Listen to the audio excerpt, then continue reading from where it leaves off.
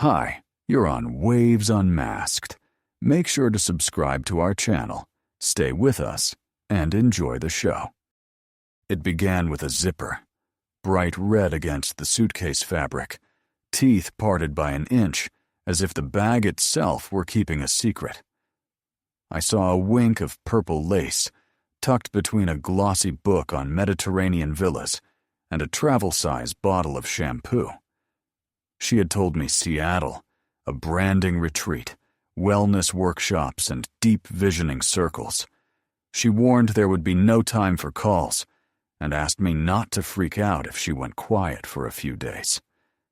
I nodded, because nodding had become my part in our marriage, my way of smoothing the tablecloth while the table wobbled. Even when she lied like it was breathing, I played along like oxygen wasn't optional. I didn't touch the suitcase. I stirred my cereal long after it had gone cold and tried to pretend I hadn't seen evidence of a person I didn't want to meet. That night, she packed with music on, white wine in a stemless glass, asking me which of two nearly identical dresses said, confident but effortless. I pointed to the one that looked like our honeymoon, the one that captured the color of the sky from the roof of the tiny hotel in Santa Barbara. She chose the other and hummed as steam fogged the bathroom mirror. While the shower ran, I opened the suitcase long enough to slide out a compact notepad that was always in the same pocket. It had a torn page with unfamiliar initials and a room number underlined twice. The name was not mine. The number was not ours. 12 words formed in my head like a sentence already carved in stone. This is the version of you that will eventually destroy everything. I wrote them down, folded the note into fourths, and placed it inside the hollow of her favorite heel. I returned the pad. I closed the zipper by the smallest fraction, so destiny could still breathe. She kissed me goodbye the next morning like I was a doorman she saw every day, polite, efficient, forgettable. She drove off humming something cheerful. What she packed, without noticing, was my silence. 3 hours after she left, a text blinked across my phone. Boarding now. Can't wait to taste that wine again. Same bed. No hello. No name. Not even a talk soon. I read it 3 times before admitting it wasn't meant for me. Maybe she had me saved as sweetheart, and him as babe. Maybe the universe got bored and switched our names as a prank. Either way, the message landed like a verdict I didn't need a judge to read aloud. That night, I poured a drink I didn't want and stood inside her closet. Scarves she rarely wore still held her scent, that clean vanilla tangerine she used to spritz on my wrist and ask if it smelled like summer. I know how pathetic it sounds to admit I stood there in the dark, touching fabric that remembered us better than we remembered each other. But grief is an archivist. It catalogs what you wish it didn't. In the jewelry box's corner, I found a velvet pouch with a gold chain and a pendant I had never seen, 2 interlocked initials that weren't ours, and a receipt from a boutique in San Diego dated 2 weeks ago, a city she hadn't mentioned. I photographed both and put them back exactly where they had been.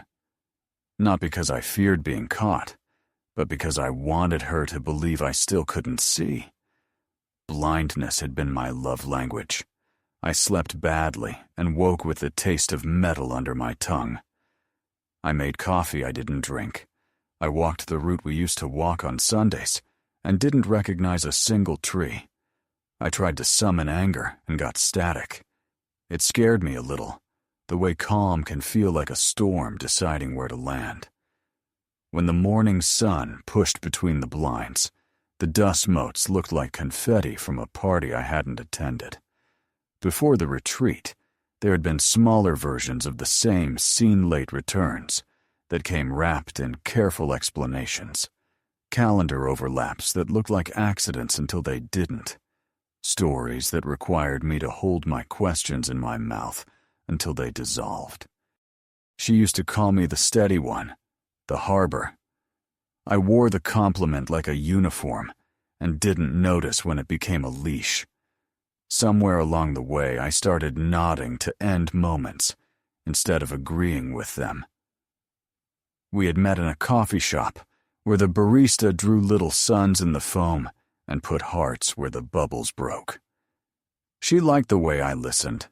I mistook listening for virtue and forgot it is also a choice.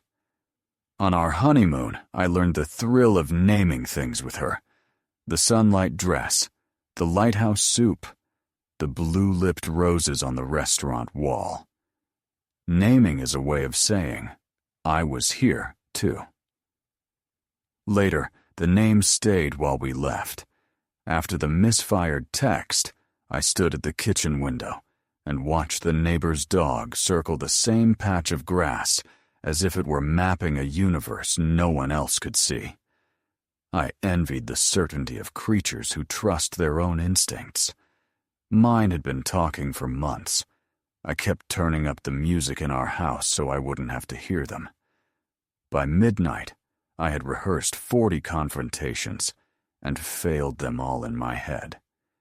In each one, she tilted the story until I slid off it. In each one, I watched myself reach for calm like a handrail on a ship taking water. When I finally slept, I dreamed of zippers, metal teeth chasing each other in a loop, opening, closing, opening, closing, never quite sealing what needed to be sealed. Her laptop lived under a thin sheath of dust, like it had learned to breathe only when she did. The sticky note with a cluster of passwords was still taped under her desk drawer, the joke that had outlived both our trust and her sense of operational security. The first password opened her calendar. The second opened synced messages. The third opened a cloud drive where pitch decks and logo rounds kept company with invoices in precise, crisp folders. Inside a folder labeled Paris Mock-ups, I found the opposite of Paris. A sky bleached to a hotter color.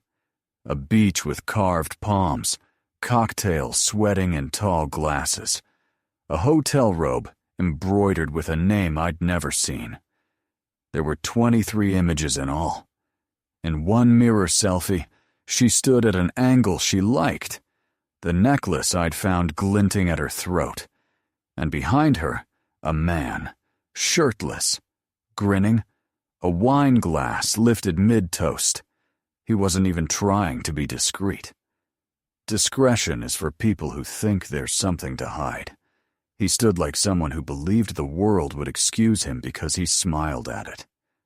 I didn't slam the laptop or punch the wall or call my best friend. I booked a flight to the city she had named, and I rented a room 3 blocks from the resort her itinerary listed. I told myself I wouldn't stalk her. I told myself I would stand at a distance and observe like a scientist who refuses to contaminate the experiment. I packed a single bag and the part of me that had finally run out of reasons to stay blind. The air smelled like sunscreen and hotel laundry when I arrived. I learned the rhythms of the place quickly when the conference rooms spilled their attendees into courtyards, when the bar filled and emptied, which side streets let you disappear. On the third morning, I saw them.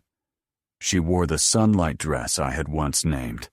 He wore confidence like a borrowed jacket that fit too well. They walked hand in hand, and she didn't scan the world. She didn't look for me because she had written me out of the scene. I took one photograph with the restraint of a witness who knows more pictures don't make more truth. My hands were steadier than I expected. The photo wasn't for any lawyer, and it wasn't for her. It was for me, because denial is stubborn and loves to argue. I gave it a counter-argument in ink and pixels. That night, I flew home, printed the picture, folded it once, and slid it under her pillow on the side where her hand used to press when sleep wouldn't come. On the back, I wrote in blue ink, "I was always watching. You just stopped seeing me." Then I cleaned the kitchen, took out the trash, and sat in the dark, listening to the refrigerator click on and off like a distant lighthouse. I slept on top of the covers and dreamed of a room with 2 doors, one labeled stay, the other labeled leave, and the handle on both doors was the same. She returned on a Thursday. I heard the familiar pause of her key at the lock, the breath she always took before the tumblers gave. "Hey, babe," she said, sunglasses nestling into her hair, suitcase trailing like a loyal dog. The scent of hotel shampoo made a soft halo around her. I kissed her forehead and asked how the retreat went, the way you ask at the end of a movie how the plot was, knowing the credits are already rolling. She launched into a speech about frameworks and branding archetypes and late-night brainstorms, every sentence ironed flat. When she wheeled the suitcase into the bedroom and snapped it open, the picture lay on top of her folded clothes. I heard the smallest catch in her breath, a break in the audio track that probably wouldn't register if you didn't know every sound she'd ever made in pain. She turned slowly, the photo trembling between 2 fingers. "This isn't what it looks like," she said, and the script, ancient and tired, stepped onto our stage on cue. I didn't answer.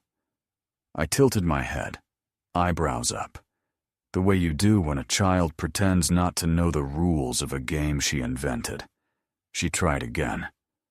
Client, blurred boundaries, too much wine, a night that got away from her. "Why didn't you call? Why didn't you confront me?" she asked finally, voice toughening from guilt to challenge. "Because I wanted to see how well you lie to my face," I said. The color left her cheeks, quick as a tide. For once there was no clever reply, no emergency exit built into the conversation. The house inhaled and held the breath. I rolled her suitcase to the door. "I packed the rest of your things this morning," I said. "They're in the garage." She didn't move to stop me. She stood holding the photo like it was a grenade, and she wasn't sure whether the pin was already out. I didn't detonate anything. Silence did it for me. The city she chose for her retreat pretended to be practical conference centers and shuttle buses, lap pools and stacked glass. But everywhere you looked, the horizon kept reminding you it was a vacation destination disguised as work. I kept to side streets and the quiet edge of the property, where staff smoked and checked their phones.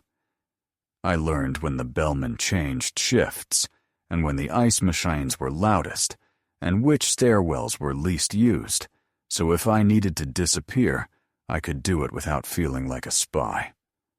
On the second night, I sat at a bar 3 hotels away and listened to a man explain to a stranger how to keep a lie alive. "You water it," he said, "like a plant." The stranger laughed and asked if he was good at gardening. "I kill everything," the man admitted, and they both laughed like murder could be charming if you said it softly enough. I wrote a single sentence in my notebook. "I will not become a person who speaks of harm like a joke." The morning I took the photograph, a kid with a sand bucket tripped and spilled all his shells. The woman with him, his mother or aunt or babysitter, dropped to her knees and helped gather the pieces as if the shells could still be whole. I wanted to tell her she was doing something brave even if it didn't look like it. I wanted to tell myself the same.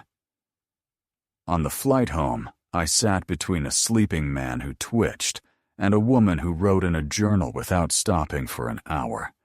The clouds looked like torn pages shoved into a file. The seatbelt light blinked at random intervals that convinced me no one was really in charge. When the wheels kissed the runway, I felt none of the relief I'd been promised. Sometimes landing is the loneliest part. Back in our kitchen, I printed the photo and watched it slide from the tray with a final mechanical sigh. I held it by the edges so my fingerprints wouldn't claim it. The face in the reflection behind her looked pleased with his place in the universe. I had no urge to find his name. Names make people smaller or closer. I wanted him to stay the size of a fact. What she hadn't found yet was waiting in the inner pocket of her tan coat by the door. An envelope with a printed email I had pulled from her auto-synced cloud archive. Maybe she'd forgotten that folder synced by default. Maybe she thought truth travels slower than Wi-Fi. The message was 3 weeks old. His subject line, "Tell him, or I will." He had written about mortgages and vacations, and shared favorite restaurants in a new city, whose sidewalks they would memorize together. He was ready to be her future, and she had replied in one line that mattered most to me. "I just need a little more time. He still trusts me completely." I highlighted that sentence before I printed the email because I wanted it to glow like a lighthouse she could not ignore. I folded the paper in half, then in quarters, and slid it into the envelope. I tucked it in her coat early that morning, then waited for gravity. She found it the next afternoon. I was in the backyard pretending to trim the hedge. The trimmers made a sound like a plane too low to land. There was a dull thud inside, the noise a body makes when someone sits too fast. And then, a sound I had never heard from her. A sharp, clean scream that ended as if a hand had closed around it. I kept cutting. The hedge didn't need it. I needed it. I wanted the noise to be the only mercy I gave either of us. She stepped into the yard barefoot, her hair pulled back with the urgency of a runner. "You went through my things?" she asked. "No," I said. "I went through the truth. It was hiding in your things." She wrapped her arms around herself like a coat she didn't own. Control, once her native language, was gone. "For years," I said, "you told me stories that arrived with props, calendars and migraines, delays and flights that never matched the weather. I wanted to believe the versions where I didn't hurt." She stared at the hedge as if it could offer her a fresh plot. "Can we talk?" she asked finally, exhausted, as if the word talk were a place with chairs and water and mercy. I let the question hang until it felt too heavy to hold. That night, I slept on the couch. She paced the bedroom until the floorboards spelled her route. In the morning, we passed each other like colleagues who have decided to be pleasant while they burn the building down. She made coffee and left it untouched. I sat at the table and held a spoon without moving it. Words tried to arrange themselves between us and gave up. The day wore itself out, and still no one said the essential thing. On the third day, I understood she was waiting for me to offer a script we could read, the version where an apology earns absolution and a promise to do better purchases the future at a discount. I didn't have that script anymore. The only words I trusted were the ones I could prove without speaking. I opened my email and typed to the man whose grin I knew better than his name. "I think it's time we met. You clearly mean something to her. Let's sit down like adults and talk this through." He answered in 20 minutes like someone who respected boldness because he mistook it for kinship. "Name the place," he wrote.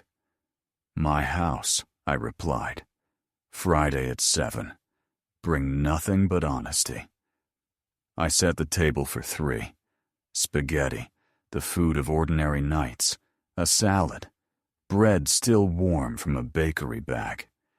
I opened a bottle of red and let it breathe the way men's magazines used to tell me to do, to seem competent. At 6:40 I told her dinner was ready, and to come down when she was. She looked at the plates as if they were a trap. Maybe they were.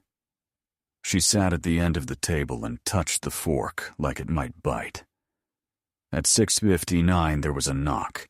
She stood halfway down the stairs when his voice came through the door, confident, friendly, the kind of voice that expects every room to reward it.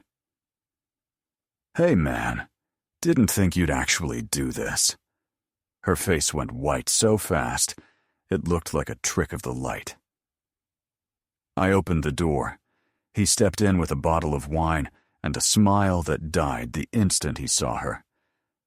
"Celine," he said, surprised to find her in her own home. He looked to me for instructions. I gestured to the table. "Dinner's getting cold," I said, my voice steady like a handrail. We sat diagonal because triangles are honest about distance, in a way straight lines are not. No one touched the spaghetti. He sipped the wine and put the glass down too carefully. I ate because chewing gave my hand something to do that wasn't shaking. "I thought we could try the truth," I said finally. "No scripts, no alibis, just what happened." He glanced at her, then at me, then back to his hands. "I didn't know," he began. "Didn't know she was married or didn't care?" I asked. His mouth unclasped, then shut. She stood so quickly her chair scraped a note across the floor. She fled up the stairs. The bedroom door slammed, a picture fell, and the frame lay on the hallway runner, face down like a body that refused to look anyone in the eye. He stared toward the doorway she'd left, as if there might be a second exit hidden inside it. I stood and opened the front door. "She isn't your problem anymore," I said. He nodded. Once, small, grateful, and ashamed at the same time, and left a bottle on the table between 2 plates that had never been used. After she found the envelope, the house became a transit station. She paced between rooms, picking things up only to set them down again in the same place, inventing errands that moved no one forward. Twice she started to speak, and aborted the sentence before it left her mouth, like a pilot circling a runway that no longer existed.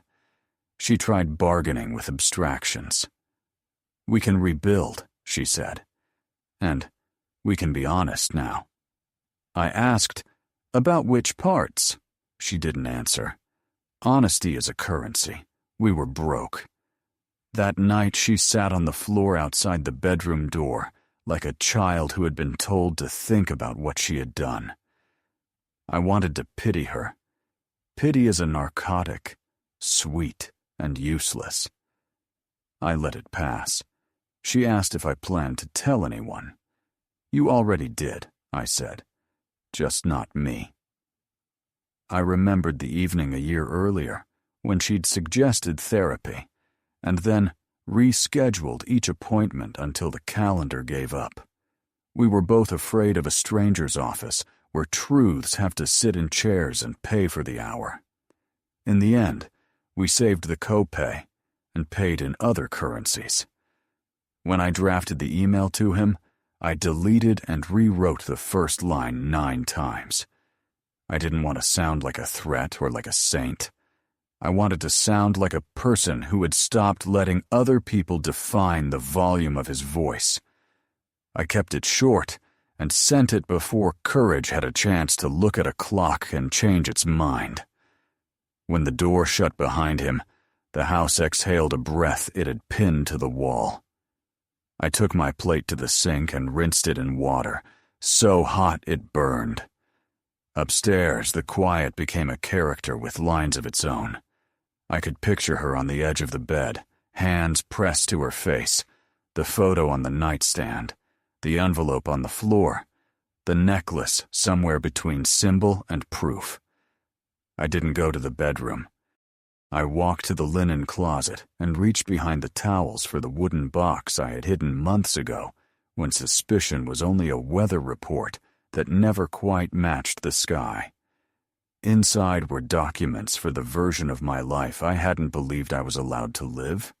A notarized lease on an apartment whose windows faced a line of sycamores.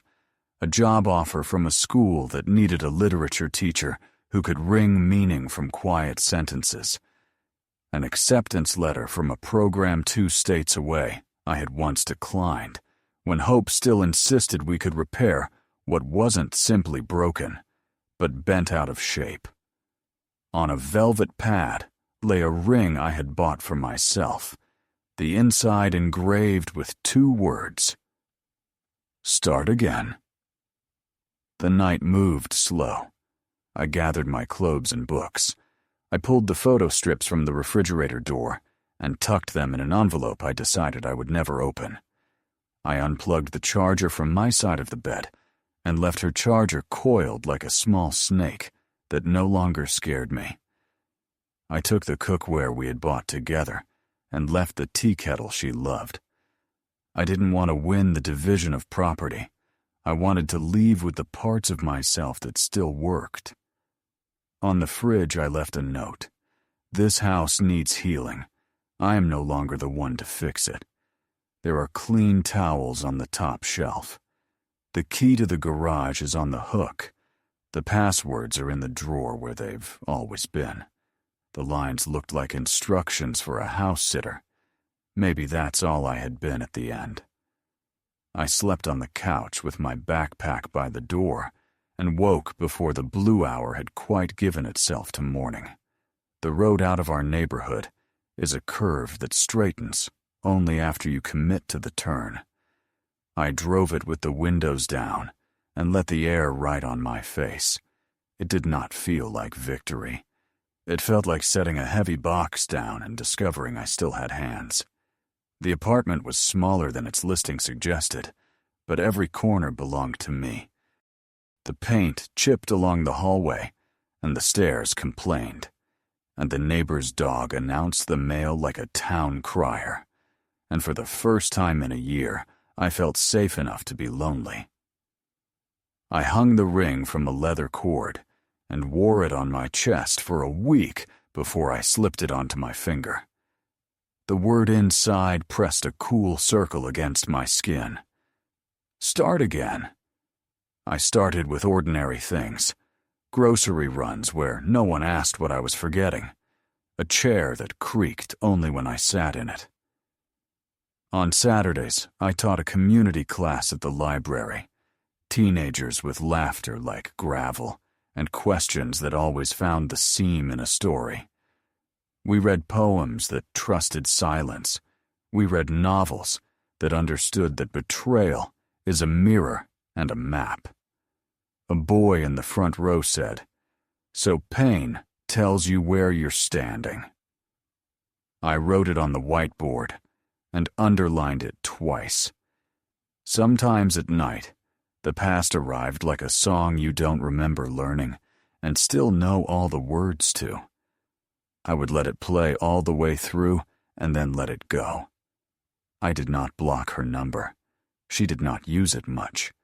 When she did, the messages were practical and spare mail, logistics, a question about a bill. We wrote like archivists exchanging boxes. Months made a slow circle. I learned which windows gave me the best winter sun and which streets iced last, and how to sleep without the dip in the mattress where her weight used to start.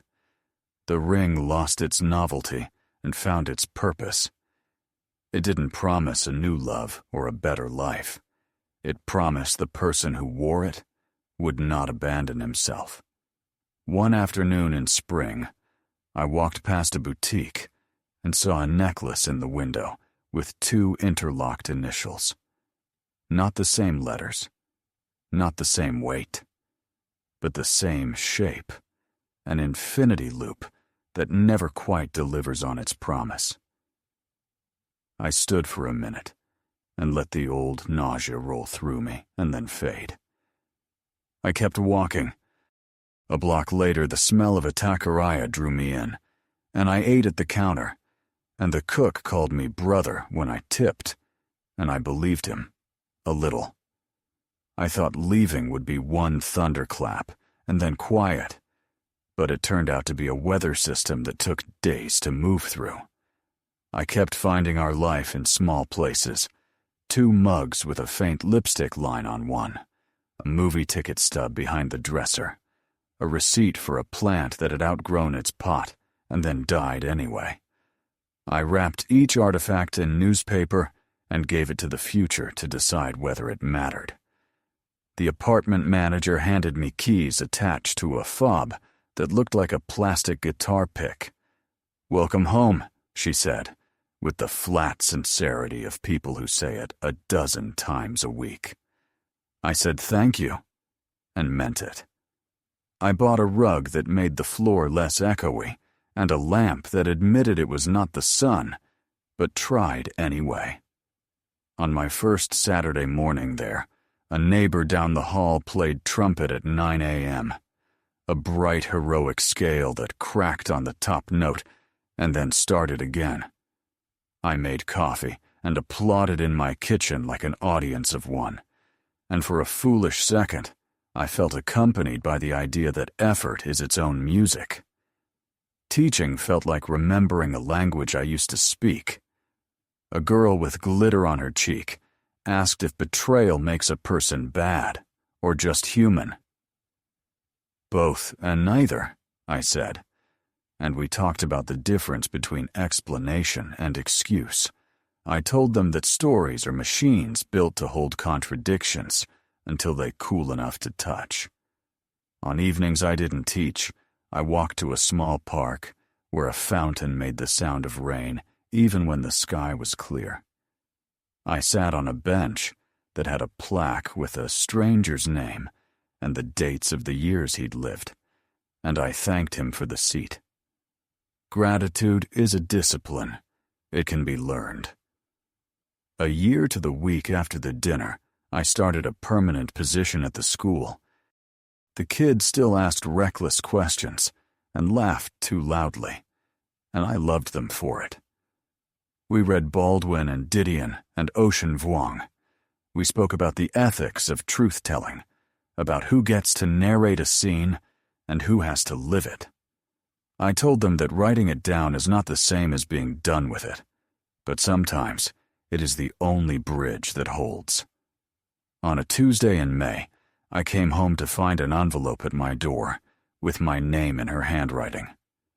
Inside was the necklace from the velvet pouch. She had coiled the chain around the pendant so it would not tangle, and she had included a note on a piece of her old notepad. "I'm sorry for the person I was," she wrote. "This doesn't belong to me anymore. I placed the necklace in the wooden box beside the lease I no longer needed, and the acceptance letter that had become a keepsake for a version of me that still did us both the courtesy of existing across time." I do think of her sometimes, late, when the apartment is honest, and the radio station forgets there are cheerful songs. I do not rehearse arguments or imagine impossible endings. I remember the way we looked when we were new, then the afternoon light on the day I found the zipper half open, then the quiet after my car turned the last corner out of our street. Each memory is a bead with space between. I try to leave the space intact. On the 1-year mark, I drove to the ocean because water has a way of ending things without making them feel like failures.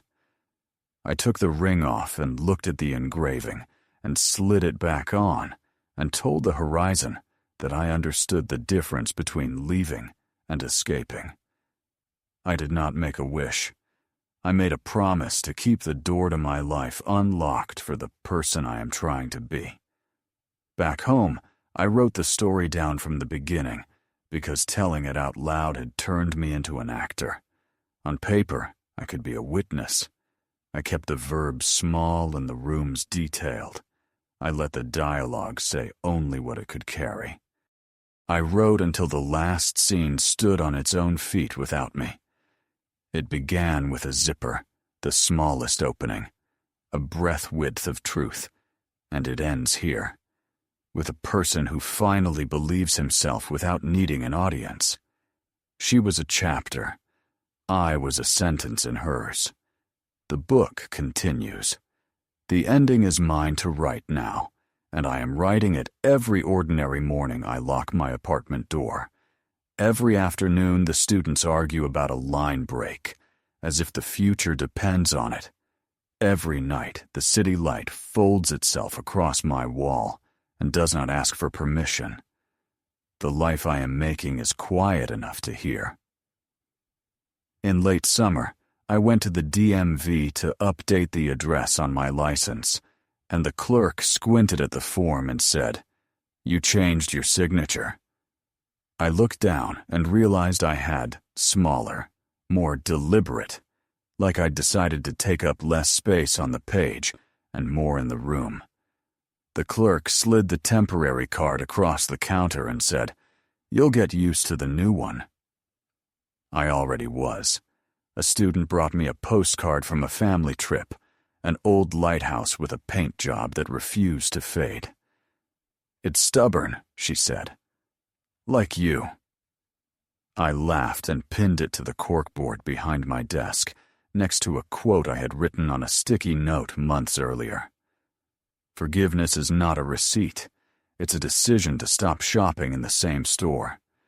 I kept the wooden box under the bed and opened it only when I needed proof that I had made choices on purpose. Sometimes I took the ring off and turned it in the light and read the engraving aloud. Start again doesn't mean start over. Starting again carries everything you have learned without requiring you to pretend you didn't. One night in early fall, I met friends for dinner and realized halfway through the meal that I had not told the story in hours. I talked about a book, a movie, a recipe that needed more salt, a bad driver who had braked for a shadow. I went home laughing. I unlocked the door and stood for a moment in the quiet and said, not to anyone, "Good work." The envelope on my door in May was followed in June by a message that said she hoped I was well. I typed, "I am," and deleted it. I typed, "Take care," and deleted that too. I wrote thank you for returning what wasn't yours, and pressed send. It was the last time we spoke. On the anniversary of the day, I noticed the red zipper. I bought a small plant with soft leaves and read about how not to kill it. I watered it when the soil was dry and turned it a quarter each week so it wouldn't lean too hard toward the window. It grew in an honest, ordinary way. Some things do, if you let them. If I ever see her again, I hope we are both carrying groceries, both a little out of breath from the stairs, both surprised to find we can be kind without pretending. I hope I remember to say hello like a neighbor and goodbye like a person who knows that endings aren't failures. They are rooms with doors. I will walk away and lock the door that belongs to me and trust the key to keep doing its small, faithful job.